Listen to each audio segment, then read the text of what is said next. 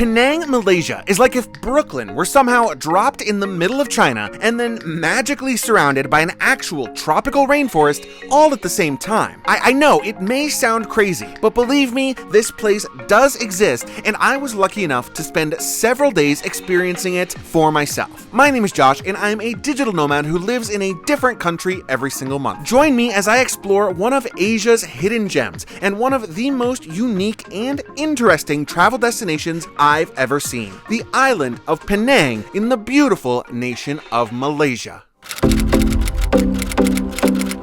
So before I can speak about how Penang is like China or the Amazon or Brooklyn, I should probably stop to mention where on the globe it is actually located. Penang is a state along Malaysia's northwest coast, and a huge part of that state consists of one big island, which is simply known as Penang Island. It's super accessible from the Malaysian capital city of Kuala Lumpur, and since that's where I was staying for the month, I decided that I would book the easy train ride north to Penang. From there, the train easily connects to a ferry, which for a very small fee allows you to ride over to the island and into Penang's capital city of Georgetown. And no sooner did I step foot into Georgetown than I realized the insane amount of influence other cultures have had on this area. And I mean, that makes a ton of sense when you think about it. This was once a major, bustling port as part of the East India Trading Company. And like any major historical hub of global commerce, there is a ton of very apparent outside influence. In fact, it's the Chinese influence that is perhaps the most prevalent on the entire island. And I didn't have to look any further to find it than my own hotel. I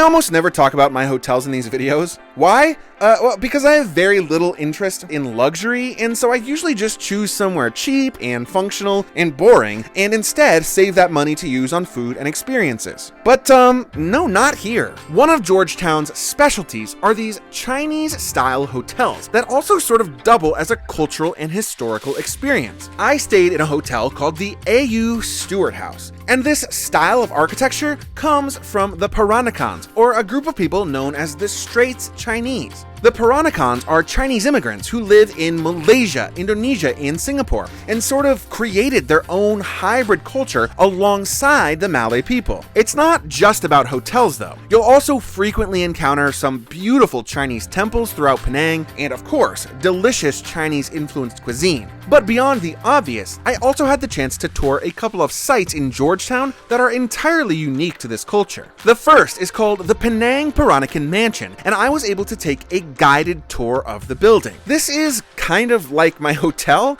except on a much more luxurious and grand scale. There are a couple of these Peranakan-style mansions in Georgetown, and they're these gorgeously painted and preserved pieces of heritage, as well as museums, which explain the details of the culture in its own right. On my tour, I had the chance to see various silks and textiles as I walked around the space, as well as some famous pieces of local jewelry, art, an indoor fountain, and so much more. Outside the mansions, and somewhat on the other end of the economic spectrum, I found one of my favorite parts of my trip was visiting Chu Jetty, one of the clan jetties that were established by Chinese immigrants in the 19th century. They're basically these open walkways that go out into the water, and they're super cool. Some have souvenirs for sale, others have local restaurants, and some are honestly just simple piers that locals pop out onto to do some fishing. Even if you don't choose to stay in a Peranakan-style hotel like I did, definitely be sure to tour the jetties and one of these mansions. They sort of epitomize in a nutshell what's so special about Penang, that it is a place that has blended so many different cultures together that it's sort of created its own new culture entirely.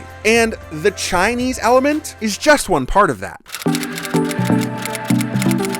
Okay, now when I say that Penang feels like Brooklyn, I don't mean that, a bunch of hipsters from Brooklyn just showed up and changed the culture of Penang. Well, I mean, not really. Georgetown is known for its public art. Murals are a big part of that, and since around 2012 or so, the walkable streets of Georgetown have just become totally covered in street art of various different styles and mediums. One of the very best things that you can do in Penang for free is to stroll around the streets of Georgetown and just go hunting for all the pieces of really beautiful street art. If you choose to do this, eventually you'll find yourself on Armenian Street, which is essentially where the whole street art scene in Georgetown began. And that's not even mentioning this display of colorful umbrellas that hang overhead. Anytime you see umbrellas like this, it's beautiful and it's eye-catching, and it makes it super easy to coordinate where you're at and where you're going. Seeing this hipstery Brooklyn style of art juxtaposed against a backdrop of Chinese and Malay culture is honestly so fascinating. I mean, on Armenian Street, you can even find craft breweries. My favorite of them, by the way, was called Momokaka, and I'll talk all about it in my upcoming video on food in Penang.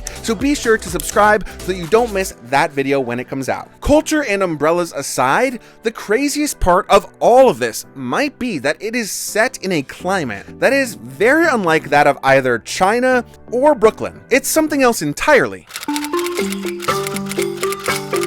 It's hard to believe that on the same island in which you can stroll the streets of Georgetown, you can also find yourself in the heart of a rainforest just a short journey away. I'm talking about a place called Penang Hill. And to get there, you have to take a very steep funicular up a tall, you guessed it, hill. In fact, they claim that this is one of the steepest funiculars in the world. And when you ride it, it really does seem that way. Once you get to the top, there are a number of different attractions, including food stalls and some games and rides. But in my opinion, the real reason you go up here is to visit a place called The Habitat. Exploring the habitat is really just exploring the jungle. It's wild. There is a pretty clearly defined pathway, so you won't get lost, but honestly, thanks to some elevated bridges and an amazing attraction called the Curtis Crest, you get the chance to not only feel totally immersed in the jungle, but also to see an amazing view of Penang below. I was sort of just blown away by this. I don't really know why, but something about all of this felt very surreal, like I was watching a movie or something. I also like that there is this swing that you can ride just overlooking the valley. So cool. I imagine that this would be really nice if you were a couple in love and you didn't mind just, sweating side by side as you swing up and down, back and forth in a rainforest. But no, not me. I was alone, as per usual. Yeah. What's crazy about all of this is that while I decided to pinpoint China and Brooklyn and the Amazon as places that sort of mashed together to create Penang, honestly, that's not even really close to telling the whole story. There is also a ton of British and European culture and style, which you'll notice right away just as you walk around from block to block. There is a famous and beautiful Burmese temple right across the street from a famous and beautiful Thai temple. And between the two, they really just have some of the most incredible religious artwork that I've ever seen in my entire life. I mean, honestly, just take a second to look at this dragon. It is shimmering and it is glittering and it is gorgeous. Also, look at how bright and gold the paint is on this temple. And then, oh yeah, there's fish and turtles.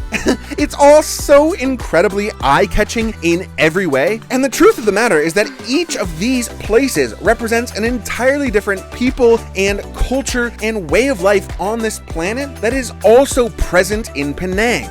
This island is genuinely amazing. It is a blend of styles and cultures that come together to create something absolutely unique and beautiful, and ultimately a distinct culture that is entirely its own. Thank you so much for watching. I have another video coming up about the food in Penang, so please like and subscribe so that you don't miss that one. Also, have you seen my video about Kuala Lumpur? I'd honestly love to know what you think. Click the screen to watch it now.